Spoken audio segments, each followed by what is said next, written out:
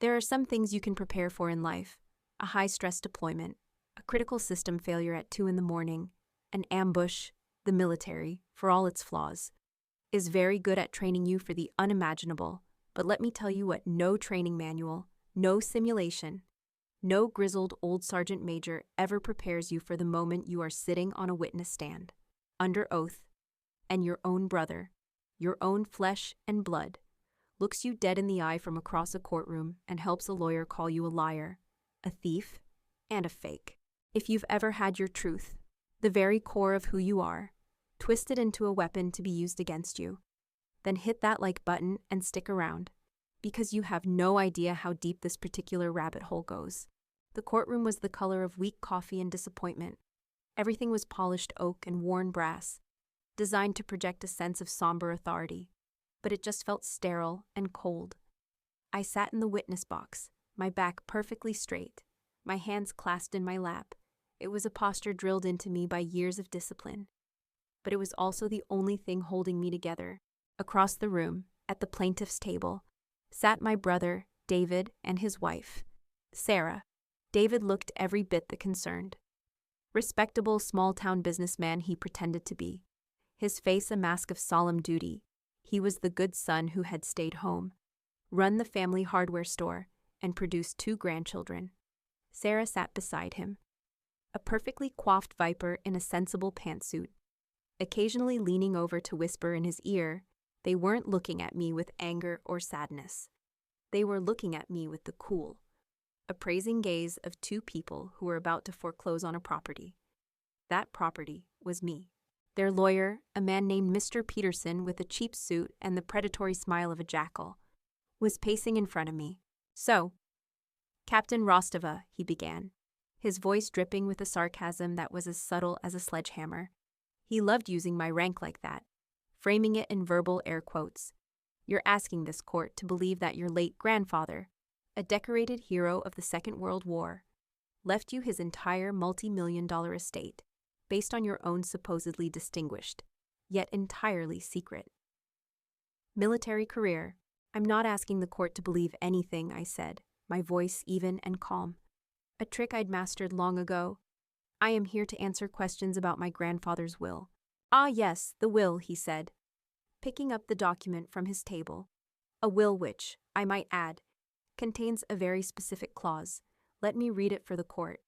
I leave the entirety of my estate to my beloved granddaughter, Captain Eva Rostova, in recognition of her honorable service and selfless sacrifice to this nation, a tradition I am proud to see her carry on. A very moving sentiment, Your Honor, but it all hinges on one very important thing: that her service was, in fact, honorable, or that it even happened at all. This was their strategy. This was the knife they were trying to slide between my ribs. My grandfather, a man who understood duty and honor in his very bones, had seen something in me that he hadn't seen in his own son, my late father, or his other grandchild. David, he had respected my choice to serve, even when he didn't understand the specifics. And so, he had left me everything. David and Sarah, who had been expecting to inherit at least half, were now contesting the will. Their angle was as brilliant as it was monstrous. They weren't just saying I didn't deserve it. They were claiming the entire premise of the will was based on a lie. They were suing me for fraud. They were accusing me of stolen valor. "Captain Rostova," Peterson continued, his eyes gleaming, "you have stated that you served for 8 years in the United States Army. Is that correct?" "It is," I said. "And during this time, you were deployed overseas, to so-called combat zones." "I served where the Army sent me," I replied, my training kicking in, use precise, truthful, but minimal language. "How convenient," he sneered. "Let's talk about these deployments. Can you tell the court the name of a single operation you participated in during your time in Iraq or Afghanistan?" I felt a cold dread settle in my stomach. This was the trap, and I was walking right into it. "I am not at liberty to discuss operational details," I said, the words tasting like ash. "Not at liberty," Peterson repeated, turning to the judge with a look of mock surprise. "Your Honor, she is under oath. I am asking a direct question. My client is bound by a security oath she signed upon entering her service. and again upon her discharge. My lawyer, Mr. Henderson, interjected. That oath is federally binding and supersedes this court's request for details of a classified nature. Ah, yes. Classified, Peterson said, waving his hand dismissively. The magic word that explains everything, let me rephrase. Can you name, for the court, a single member of your supposed unit? A commanding officer, a fellow soldier. Surely you can tell us the name of one person you served with. My heart hammered against my ribs. I thought of my team, of Jenkins, our senior analyst, of Sergeant Miller, of the young specialist who had joined us right before my final deployment. Their names were a litany in my head, but they were also ghosts. Their identities, their roles, their very existence within the military structure were classified. To name them here, in open court, would be a violation of my oath. It would be a betrayal of their safety. I cannot comment on the identities of personnel involved in sensitive operations, I said, my voice tight. I see, Peterson said, his smile widening. He was winning, and he knew it. Every refusal to answer, every necessary evasion, was another nail in my coffin, making me look like a liar. I glanced over at my brother. He was watching me with a look of pure, vindicated contempt. We had never been close. He had always resented the bond I'd had with our grandfather. He was a man of simple, tangible things inventory for the hardware store, the local high school football team, his weekend barbecue. My life, a life of abstracts, of secrets, of a world he couldn't see or touch, was an affront to him. He had always dismissed my career as some weird government computer job. His ignorance had now curdled into a weapon. I remembered the day I came home after my honorable discharge. He and Sarah had invited me over for a welcome home dinner. So, you're finally done playing Army, huh, David had said, slapping me on the back, ready to get a real job. What was it you actually did? Anyway, Sarah had asked, her tone implying she already knew the answer was nothing important. I worked in signals intelligence and cyber warfare. I had told them. They had just stared at me blankly. So, you were like, a nerd, David had finally said. And they had both laughed. That was the extent of their curiosity. They never asked again. It was easier to believe I had wasted 8 years of my life on a weird computer job than to try and comprehend a reality outside their own. Now, that willful ignorance was their greatest asset. Your Honor, Peterson said, turning to the judge, the plaintiffs have made numerous official requests for the defendant's military records, her DD-214, her service record, her citations. Every single request has been denied. The records sealed by the Department of Defense. The defendant claims this is because her work was secret. We claim it's because those records don't exist. Because this entire story, this tale of a heroic Captain Rostova, is a fabrication. A disgusting lie she told to a vulnerable old man to steal his fortune from his deserving family. He pointed a finger at me. This woman is a fraud, and we are going to prove it. The judge looked at me, her expression unreadable, but I could feel the weight of her doubt settling on me. Mr. Henderson was doing his best, but we were fighting with both hands tied behind our backs. My honor, my integrity, the very truth of my life, was being held hostage by the oath I had sworn to protect my country. The irony was so bitter, it was almost poetic. You may step down, Captain Rostova, the judge said, her voice flat. I walked back to my table, my legs shaking. I could feel the stares of everyone in the courtroom. I could feel their suspicion. I sat down and looked at my hands. They were the hands of a woman who had spent thousands of hours on a keyboard, fighting a silent, invisible war. But in this room, in this battle against my own family, they were useless. I was defenseless. And as I looked across the room at my brother's smug, triumphant face, I felt a cold dread unlike any I had ever felt in a war zone. I was surrounded, outmaneuvered, and completely cut off from my support. And the enemy was about to bring in their heavy artillery, as my brother David was called to the witness stand. Ready to deliver the killing blow to my character, I found myself retreating.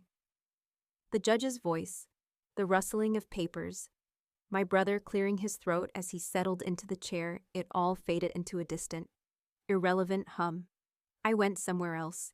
I went back to the war they claimed I never fought. My family's idea of a soldier was a caricature pieced together from old John Wayne movies and cable news reports. A hero, to them, had dust on their boots and a haunted look in their eyes. They carried rifles, not keyboards. My war had no dust. It had no screaming, no explosions, no foxholes. My war was silent, sterile, and fought in a place you're not supposed to know exists. We called it the Vault. Officially, it was a sensitive compartmented information facility, or SIF, located in a nondescript building in Fort Meade, Maryland. But it was a vault, a windowless, concrete box, always kept at a steady, soul-chilling 68 degrees Fahrenheit. You entered through a door that weighed 600 pounds, passing through a multi-layered security system that scanned your fingerprints and your retinas. Once that door hissed shut behind you, the outside world ceased to exist. There was no sunlight, no birdsong, no sense of day or night. The only things that marked the passage of time were the slowly rotating shifts of analysts and the relentless, 24/7 onslaught of the enemy. The air inside tasted of electricity and recycled air. The only sound was the constant, low-grade hum of hundreds of servers and the whisper of the industrial-strength HVAC system, a noise that I can still hear in my sleep. The only landscape was a wall of massive screens displaying a river of cascading code, intricate network maps, and a constantly shifting global threat matrix. It was the most claustrophobic and the most infinite place on Earth, because from that one room, we could see everything. My family was right about one thing: I didn't carry a rifle. My weapon was a network intrusion system and a team of the most brilliant, sleep-deprived cyber specialists on the planet. I was a captain in the Army's Cyber Command. My job was to command a defensive cyber operations team, and our enemy wasn't a ragtag group of insurgents. Our enemy was sophisticated, well-funded, and backed by the full power of hostile nation-states. They didn't want to take a hill. They wanted to take down our country's power grid. They didn't want to ambush a patrol. They wanted to steal the launch codes for our nuclear arsenal. The war I fought was invisible, but the stakes were terrifyingly real. I remember one operation in particular.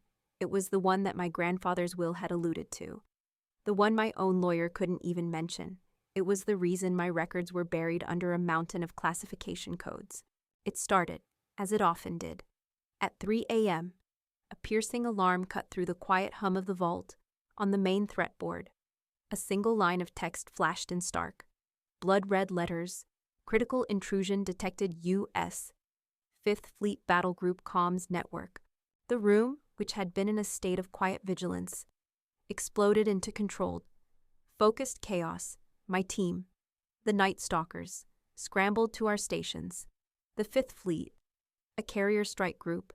It was our primary naval presence in the Persian Gulf, a floating city of American power in one of the most volatile regions in the world, and its central nervous system, its communication network, had just been breached.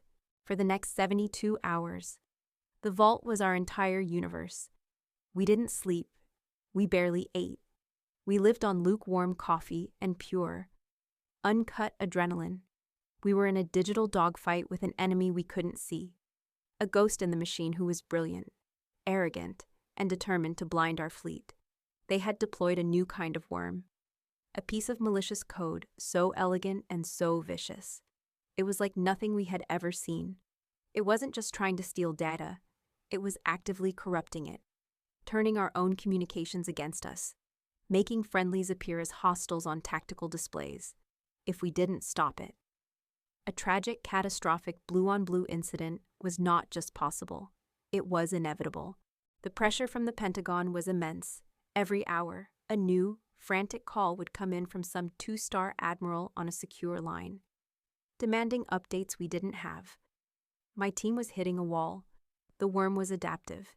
Every time we thought we had it cornered, it would mutate, slipping through our defenses and burrowing deeper into the network. I remember staring at the code on my screen until my eyes felt like they were bleeding, the green and black characters blurring into a meaningless soup. My team was exhausted. Morale was plummeting. And then I saw it. It was a tiny thing, a single, recursive loop in the worm's propagation algorithm. It was almost perfect. A beautiful piece of coding, but it had a flaw. a tiny, almost imperceptible signature, a specific way of nesting the code that I recognized. It was the digital equivalent of a fingerprint. I had seen it once before, in a minor attack on a defense contractor's network a year prior, an attack we had traced back to a specific unit of a foreign military's cyber division, an attack architected by a hacker whose handle we had codenamed the Magician. "He's arrogant," I said, my voice a croak in the quiet room. My team turned to look at me. "The Magician. He's so proud of his own work. He always leaves a back door for himself, a way for him to maintain control. A signature. He did it last time. He's done it again." It was a long shot, a desperate guess based on a half-forgotten intelligence file, but it was all we had for the next 8 hours. We stopped fighting the worm itself. We started hunting for the Magician's back door, and at 4:17 a.m. on the third day, my senior analyst, a quiet genius from MIT named Jenkins, found it, a single, hidden line of code buried under layers of encryption. That was our way in. We spent the next 2 hours building a counter-exploit, a digital bomb of our own. At 6:22 a.m., with the authorization of a 4-star general who was on the line from the Pentagon, we deployed it. I will never forget the moment we hit enter. For a full 10 seconds, the entire network map on the main screen went red, a flat line. We had either just saved the fleet or we had just finished the enemy's job for them. The silence in the vault was so total it felt like the end of the world. And then, one by one, the indicators on the map began to flick from red back to green. Secure, secure, secure, across the board. The worm was dead. The network was ours again. The Magician's trick had failed. There was no cheering, no high fives, just a collective, ragged sigh of relief that seemed to suck the last of the oxygen out of the room. Jenkins looked over at me, his eyes bloodshot, and gave a single, tired nod. "Nice work, ma'am." That was the only victory parade we ever got. No one outside that room would ever know what we had done. There were no medals for a war no one could see. My citation was a top-secret after-action report that was read by a handful of people and then buried in a digital archive. But I knew we had saved lives. We had done our duty. I remember trying to explain the nature of my work to my grandfather once, sitting on his porch swing. He was the only one who ever really tried to understand. "So, you're not out there with the grunts, huh?" he'd asked, his voice gruff. "No, Grandpa," I'd said. "My battlefield is different." He'd grunted, taking a long pull from his beer. "Doesn't matter if your enemy is holding a rifle or a keyboard. The enemy is still the enemy. Doesn't matter if your battlefield is made of sand or wires. Duty is still duty." He had looked at me then, his old, faded blue eyes sharp and clear. "You just make sure you're smarter and tougher than they are. That's all that matters. You wear that uniform with honor. You hear me. Duty is still duty." He had understood. He had seen the truth of my service, even when I couldn't share the details. My family, on the other hand, they only saw the surface. They saw the lack of a tan, the absence of exciting war stories, the secrecy, and they had decided it must all be a lie. The bailiff's voice cut through my memory, sharp and loud. The plaintiffs called David Rostova to the stand. I watched my brother walk to the witness box, a look of pious righteousness on his face. He placed his hand on the Bible and swore an oath to tell the truth. I felt a cold, bitter laugh rise in my throat. He was about to fight a battle of his own, a battle of lies and greed, fought in the open, for everyone to see. He had no idea I had spent 8 years fighting in the dark. He had no idea how comfortable I was there. My brother, David, walked to the witness stand with the self-important air of a man reluctantly doing his civic duty. He adjusted the microphone, cleared his throat, and looked at the judge with an expression of earnest, folksy honesty. It was a look he had perfected over years of selling hardware and charming his way out of responsibility. Mr. Peterson, his lawyer, began the examination with a gentle, leading tone, as if he were coaxing a painful memory from a trauma victim. "Mr. Rostova," he said, "I know this is difficult for you, but could you please describe your relationship with your sister, the defendant?" "We were a normal family," David began, his voice oozing with a counterfeit sincerity. We had barbecues, went to church. My sister, Ava, she was always a bit different, off in her own world. You know, always reading, always quiet. When she announced she was joining the army, we were all just shocked. It didn't seem to fit her. In what way? Peterson prodded. Well, she's not exactly what you'd call the soldier type, David said with a small, self-deprecating chuckle, as if sharing a charming family quirk. She's bookish, not very physical. We were proud, of course, but also confused. And then she just vanished into it, for 8 years. Can you elaborate on vanished? It was like she was in a black box, David said, leaning forward, his voice taking on a confidential tone. She'd come home on leave, and she was different, more distant, quieter. We'd ask her, "So, what did you do over there? What's it like?" Basic questions. And all we'd ever get was, "It was work," or "I can't talk about it." For 8 years, he shook his head, a perfect picture of a bewildered brother. Our grandfather, he was a real hero, a card-carrying member of the greatest generation, on holidays. He'd tell us stories about his time in Europe during World War II, the towns they liberated, the friends he lost. He shared his service with us. It was real. With Eva, it was a wall of secrets. People who are proud of what they do, Your Honor, they don't hide it. The lie was so elegant, so simple. He was taking my adherence to my security oath, a fundamental act of honor and integrity, and twisting it into a symptom of shame and deceit. He was comparing my service in a highly classified, modern cyber warfare unit to our grandfather's service as a rifleman in 1944, a comparison as absurd as comparing a stealth bomber to a wooden biplane. And did she ever bring friends home from her unit? Peterson asked. Not one, David said, shaking his head with finality. Grandpa had reunions with his old platoon every 5 years. They were like brothers. Eva. She never mentioned a single friend from the army, not a name, not a photograph, nothing. It was like she spent 8 years in a ghost unit. It never added up. I watched this performance. A cold, clinical rage building inside me. I thought of Jenkins, of Miller, of the men and women of my team, my family. The reason I never brought them home wasn't because they didn't exist. It was to protect them, to protect the missions we were still running, to protect the very secrecy my brother was now using as a weapon. They couldn't come to my family barbecue because they were still in the vault, fighting a war he refused to believe was real. When David stepped down, his face a mask of sorrowful duty, Sarah, my sister-in-law, was called. If David's testimony was the folksy appeal to emotion, Sarah's was the sharp, meticulous presentation of their evidence. She walked to the stand with a folder of documents, positioning herself as the diligent, concerned family member who had done the research. Mrs. Rostova, Peterson began, you and your husband became concerned about the defendant's claims after your grandfather's will was read. What did you do? We wanted to believe her. Of course, Sarah said, her voice dripping with a false magnanimity. But there were inconsistencies, and with such a large inheritance at stake, we felt it was our duty to the family and to our grandfather's memory to simply verify things. And what did you find? We found nothing, she said, her eyes wide with feigned innocence. That's the problem. We filed a Freedom of Information Act request for her service records, her DD-214, her list of citations, any public records. We thought it would be a simple matter. She paused for dramatic effect. Our request was denied. Your Honor, not just denied. It came back with a response I have right here. She held up a letter.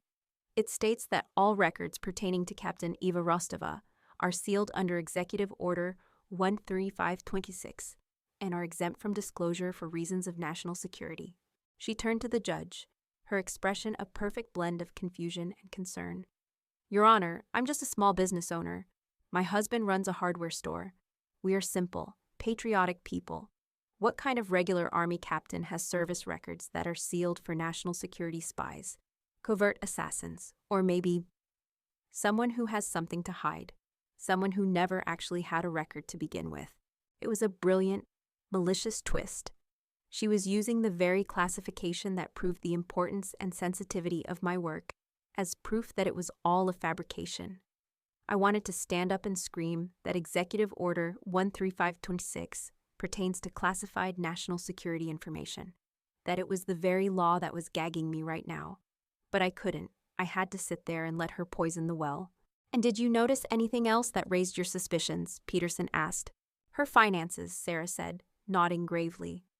For someone who was supposedly just a captain, a respectable, but certainly not a lucrative position, she seemed to have a surprising amount of cash. She bought her apartment outright upon her discharge. No mortgage. Now, we were led to believe our grandfather was helping her out here and there, but the amount seemed disproportionate. We believe she was manipulating him for years, telling him these fantastic stories of her secret missions, playing on his patriotism, and slowly draining his accounts long before he passed away. The lie was breathtaking. My apartment was bought with 8 years of accumulated combat zone pay, hazardous duty pay, and the Spartan, disciplined savings of a soldier who had spent most of her adult life on deployment with nowhere to spend her salary. But her version was so much more compelling, the cunning fraud preying on the kindly old war hero. "So, to be clear, Mrs. Rostova," Peterson said, moving in for the kill, "you believe the defendant, your sister-in-law, fabricated her entire military career to defraud your grandfather and, by extension, your family." Sarah looked at me, a single, perfect tear rolling down her cheek. "I don't want to believe it," she whispered, her voice breaking with emotion. "But the evidence, there is no evidence. There are no stories, no friends, no records, just secrets. A hero has nothing to hide. We believe my grandfather was the victim of a terrible, long-running deception, and all we want is justice for him." She was a phenomenal actress. I had to give her that. She had taken their greed and dressed it up in the noble costume of justice. When she stepped down, Peterson turned to the judge. "The plaintiff's rest. Your Honor." He sat down, looking supremely confident. He and his witnesses had painted a powerful, persuasive picture. It was a simple story, easy to understand. A weird, secretive sister, a suspicious lack of proof, and a pile of money. What other conclusion could there be? The judge looked over at me, her face grim. "Mr. Henderson," she said to my lawyer, "your rebuttal. You have a very high mountain to climb." And as I sat there, pinned under the weight of their lies, I knew she was right. They had built a fortress of falsehoods, and the very truth that could have demolished it was the one thing I was forbidden to speak. I was bound by my honor, and that silence was condemning me. The defense calls Captain Eva Rostova to the stand. My lawyer, Mr. Henderson, announced, his voice steady despite the impossible task ahead of him. I walked to the witness stand for the second time, the short distance from my table feeling like a mile-long gauntlet. Every eye in the room was on me. My family watched me with a mixture of contempt and triumphant anticipation. The judge's expression was a blank, impenetrable mask. I sat down, the wood of the chair feeling hard and unforgiving beneath me. This was it. My chance to climb the mountain the judge had spoken of, a mountain whose peak was shrouded in a fog of classified information I could not dispel. Mr. Henderson began, his strategy clear. He couldn't fight with the facts of my service, so he would have to fight with the truth of my character. "Captain Rostova," he began, his voice kind, "could you please describe for the court your relationship with your grandfather, Mr. Nikolai Rostova?" A genuine sad smile touched my lips for the first time that day. "My grandfather was my hero," I said, my voice quiet but clear. "He was a man of honor. He didn't talk a lot, but when he did, his words had weight. We were kindred spirits. I think we understood each other." "In what way did you understand each other?" "We both understood what it meant to serve something larger than yourself," I explained. "When I told him I was enlisting, he was the only one in the family who didn't try to talk me out of it. He just nodded and said, 'It's a hard road, but it's an honorable one.'" "And did he ever ask you for details about your missions?" "The kind of details Mr. Peterson was asking you about earlier, Sensop." "No," I said. "Never. He would ask if I was safe. He would ask if my team was safe. But he never asked where I was or what I was doing. He had served. He understood what an oath meant. He didn't need the details. He trusted my word. He trusted me. I looked at the judge, hoping she would see the truth in this. That my grandfather's will wasn't based on a lie I had told him, but on a lifetime of trust he had in me. Henderson then had to move to the ugly part. Captain, your brother and sister-in-law have testified that your secrecy about your service is proof that it was fabricated. Can you please explain to the court why you cannot speak openly about your career? I am bound by the security oath I swore to the United States government, I said, the familiar, frustrating words tasting like metal. The work my unit and I were involved in was of a highly classified nature. To discuss it in a public forum would be a violation of federal law and could potentially endanger national security. So your silence is not an admission of guilt, but an act of honor. Objection, Peterson shouted, jumping to his feet. Leading the witness. Sustained, the judge said with a weary sigh. We were trapped. Every path we took led to the same wall of classification. Henderson did his best, but after 20 minutes, he had to conclude, having landed no solid blows against their fortress of lies. He sat down, giving me a look of deep, professional frustration. Then it was Peterson's turn. He rose and approached me like a wolf circling a wounded animal. Captain Rostova, he began, his voice dripping with mock sympathy. This must be very difficult for you. Let's try to make this simple. I'm just going to ask a few yes or no questions. That should be easy enough, even with your restrictions.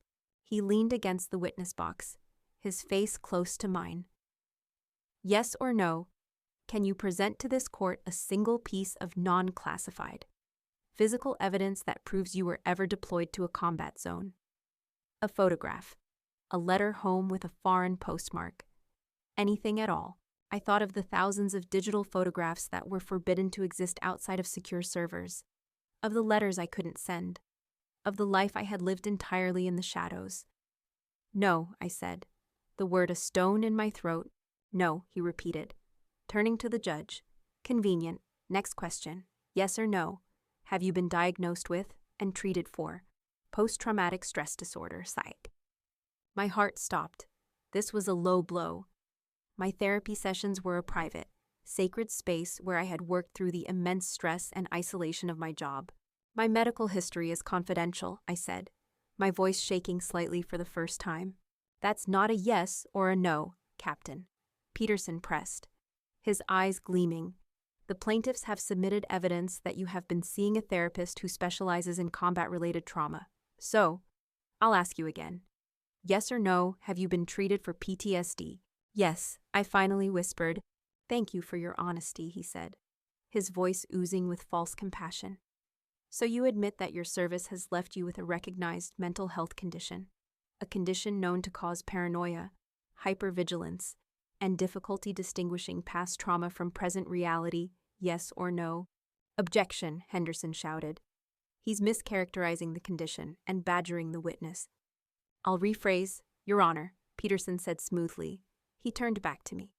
So, you expect this court to believe that you are, on the one hand, a perfectly competent and rational individual capable of managing a multi-million-dollar estate, and on the other hand, a person suffering from a significant mental health condition caused by a secret war you can't prove you ever fought.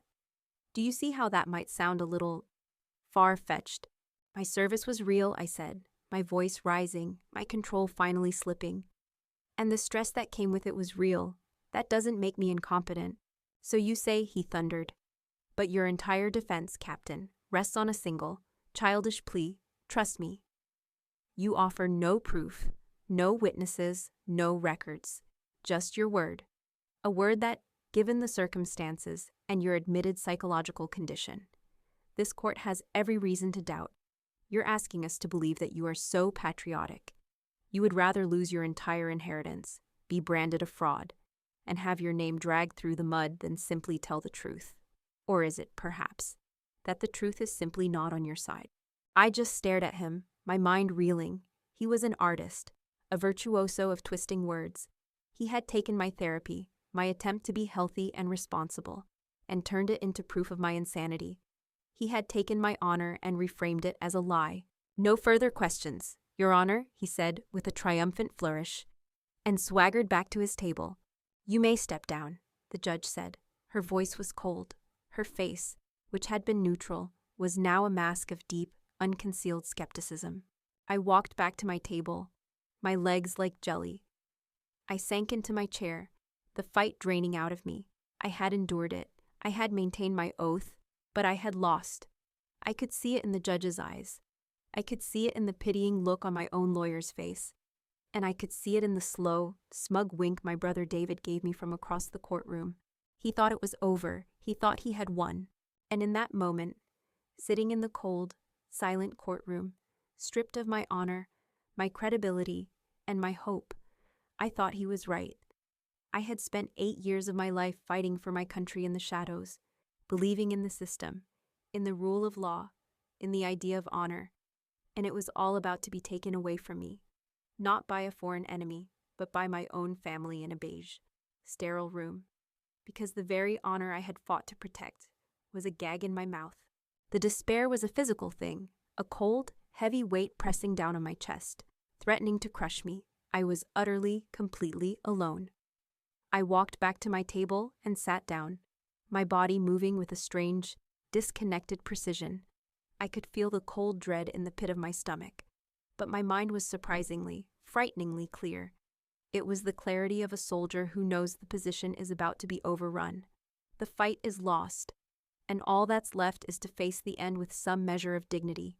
Mr. Henderson gave me a look of profound sympathy and frustration. He had done his best with an impossible hand. Across the room, my family was a portrait of triumph. My brother, David, was practically vibrating with anticipation. His wife, Sarah, gave him a small, congratulatory squeeze on the arm. They were already spending the money in their heads. Mr. Peterson rose for his closing argument, his chest puffed out, his smile radiating a smug, oily confidence. He paced before the judge's bench, the master of a stage he had built and directed. "Your Honor," he began, his voice a somber, theatrical baritone. "We come before you today with heavy hearts. This is not a case about money. This is a case about truth. It is a case about honor, the honor of a true American hero, Nikolai Rostova, and the desperate, loving attempt by his family to protect his legacy from a sad and terrible falsehood." He gestured toward me, his hand open, as if presenting a piece of broken pottery. "What have we heard from the defendant, Captain Eva Rostova?" "We have heard nothing. We have been met with a wall of silence, a labyrinth of secrets. We ask for proof of service. She tells us it's classified. We ask for the names of her comrades. She tells us it's not permitted. We ask for a single, verifiable fact about her 8 years in the United States Army. And we are told, again and again. I cannot comment." He let the words hang in the air, a damning indictment of my silence. "And what have we heard from her family?" he continued, turning to his clients with a look of deep compassion. "We have heard from a brother who remembers a quiet, imaginative sister, a sister who always had a flair for the dramatic, a sister whose claims of military glory simply never added up. We have heard from a sister-in-law who, out of a sense of duty, did the digging the defendant refuses to do, only to find nothing, no records, no friends, no photos, no proof, just a convenient, all-encompassing cloak of national security."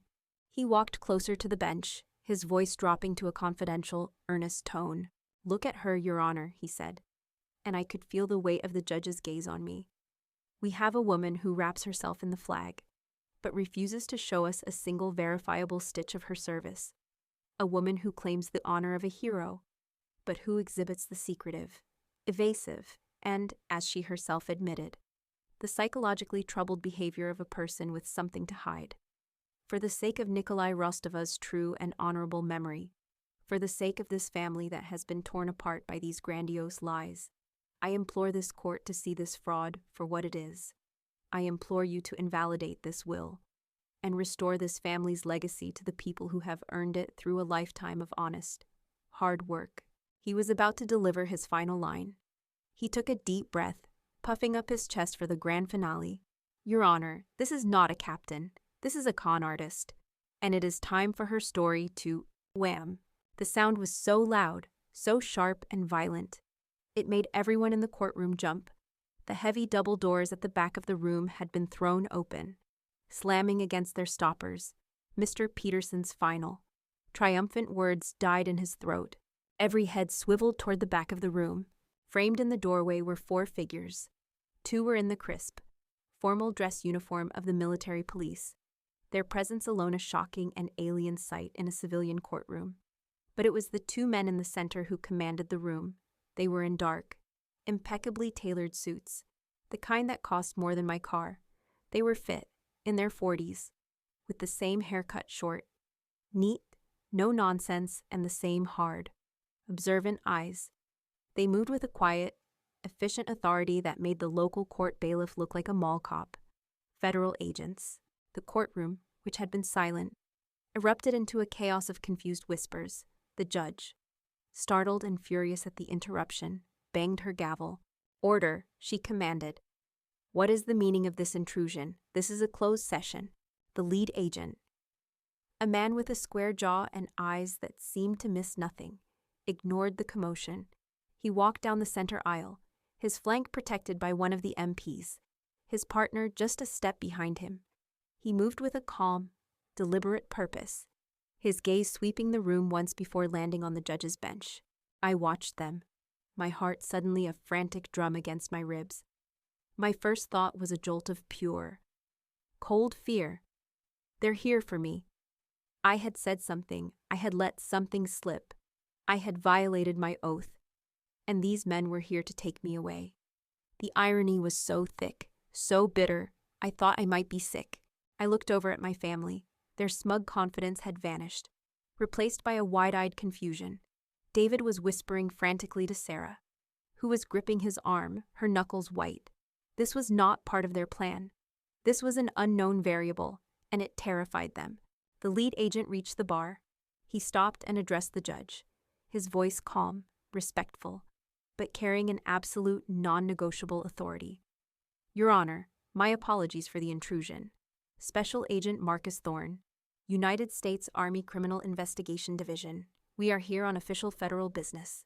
CID," my mind raced, the Army's own investigators. "This is a state probate court. Special Agent," the judge said, her voice sharp with displeasure, though I could see a new, wary respect in her eyes. "You have no jurisdiction here. Ordinarily, you would be correct, Your Honor," Agent Thorne replied smoothly.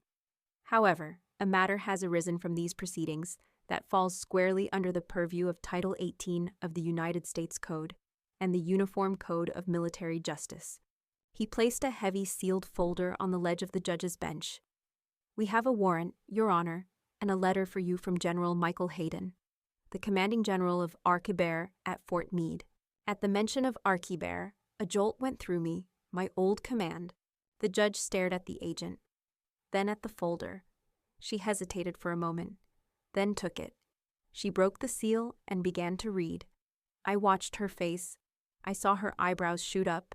I saw her read a line, then look over at me with a completely new expression. The skepticism was gone, replaced by a dawning, profound respect. She read another page, and her gaze shifted to the plaintiff's table, to my brother and his wife. The look on her face was now one of pure, unadulterated disgust. She put the papers down and looked at Mr. Peterson, who was standing frozen in the middle of the room, his grand closing argument completely forgotten. "Mr. Peterson," the judge said, her voice as cold as ice, "it appears your lawsuit, and the methods you and your clients have employed in pursuing it, have attracted some very unexpected attention." Agent Thorne turned slowly, deliberately, away from the judge's bench. He scanned the plaintiff's table, his gaze passing over a pale Sarah, a sweating Mr. Peterson. And then it settled. His hard, intelligent eyes locked onto my brother, David, who had been trying to project an air of indignant confusion, seemed to shrink in his chair under the weight of that unwavering stare. The smug, confident hardware store owner was gone. He just looked like a scared, greedy little man who was in way over his head. The courtroom was dead silent. The air was thick with a new, terrifying tension. The entire axis of the room had tilted. My family had been the prosecutors, the aggressors. Now, they were the prey. Agent Thorne took a slow, deliberate step toward their table. His voice was quiet, but it carried through the silent room like a death sentence. David Rostova. He asked, "I have a few questions for you about your attempts to illegally access a sealed, classified military service record, and about the sworn, official statements you've made in this court today." Agent Thorne's question hung in the air, a declaration of war that had just been brought to a new and terrifying front. My brother, David, stared at him, his mouth opening and closing like a fish, all his practiced righteousness gone, replaced by the raw, animal panic of a man who has just stepped on a landmine. I don't know what you're talking about," he stammered, looking frantically toward his lawyer. "Mr. Peterson, what is this?" Peterson, his own face pale and sweating, jumped to his feet. "Objection, Your Honor. This is outrageous. My client is the plaintiff in this case.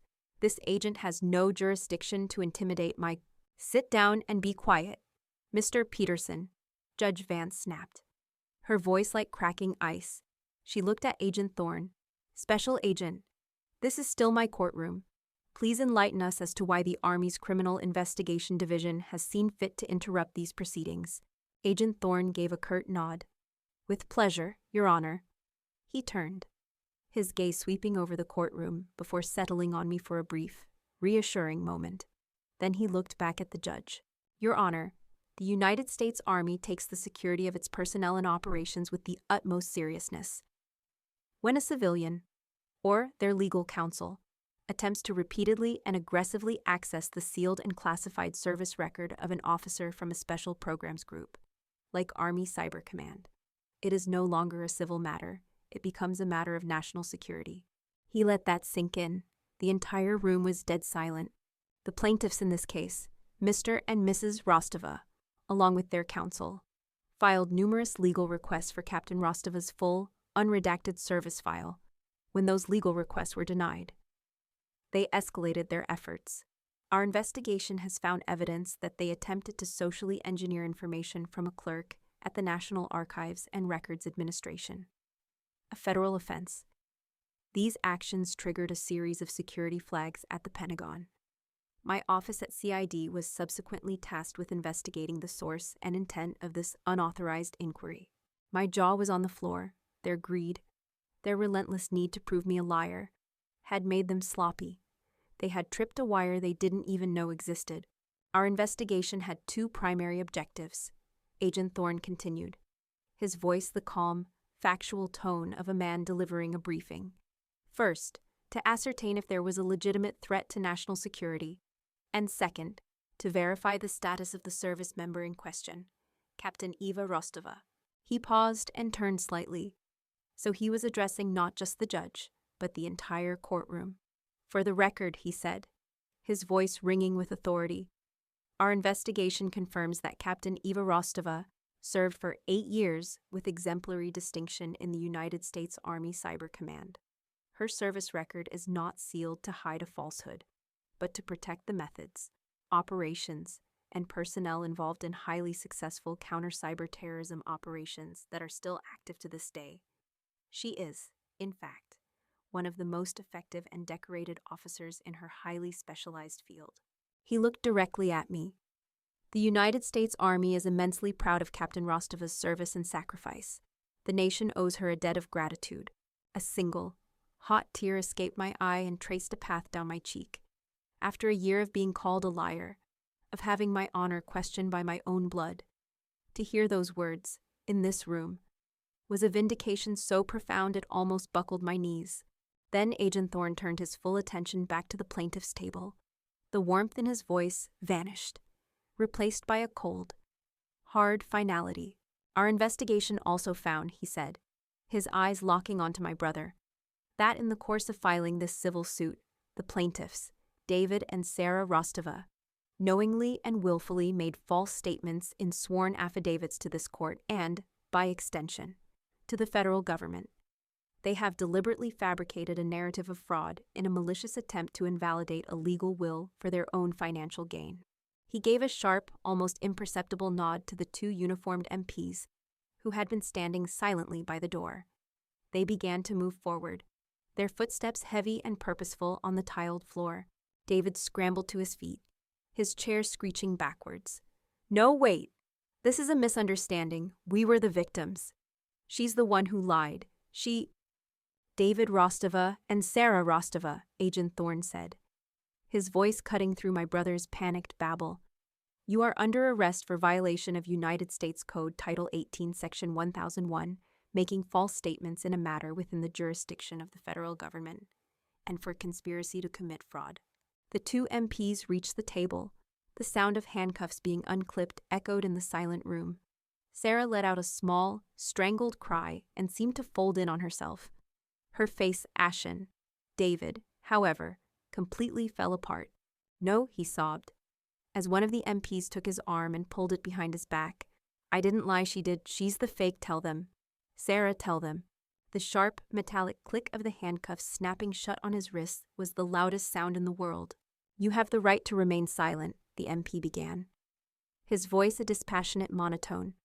Anything you say can and will be used against you in a court of law.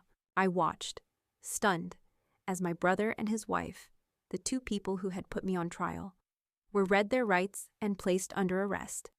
Their lawsuit had not just failed, it had spectacularly backfired, transforming from a civil probate case into a federal criminal investigation in which they were the primary targets. Mr. Peterson, their lawyer, was backing away from the table, his hands held up as if to ward off a disease, his face a mask of pure terror. Your Honor, I assure you, I had no knowledge of any illegal activities. I was merely representing my clients, based on the information they provided. Judge Vance looked down at him, and if looks could kill, Mr. Peterson would have been a pile of ashes on the floor. Save it for the ethics board. Counsel, she snarled. Then she looked at me. The coldness and skepticism were gone. Her eyes were filled with a look of profound respect and deep, judicial anger on my behalf. Captain Rostova, she said, her voice ringing through the courtroom. The law that bound your tongue and prevented you from defending yourself is the same law your family sought to exploit for their own greed. Your strict adherence to your oath, even at extreme personal and professional cost, is the truest testament to your character I have ever had the privilege to witness. This court apologizes for the ordeal you have been forced to endure. Your honor is beyond reproach. This nation thanks you for your service. She lifted her gavel high. This petition is dismissed, with extreme prejudice. This court is adjourned. The gavel came down with a final, thunderous crack. The MPs led a sobbing David and a shell-shocked, silent Sarah out of the courtroom. Chaos erupted behind me as reporters who had been waiting in the hall tried to push their way in. I just sat there, the wave of relief so powerful it left me dizzy. Mr. Henderson put a hand on my shoulder. Eva, he said, his voice thick with emotion. I am so sorry you had to go through that. You did your best. Ben, I said, giving him a small, watery smile. We stood up and walked out into the now chaotic hallway. As we navigated the reporters, Agent Thorne appeared at my side. Captain Rostova, he said, his voice quiet. On behalf of the Army, I'd like to formally apologize.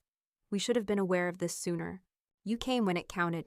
Agent Thorne, I said, thank you for what it's worth. You fight a hell of a battle.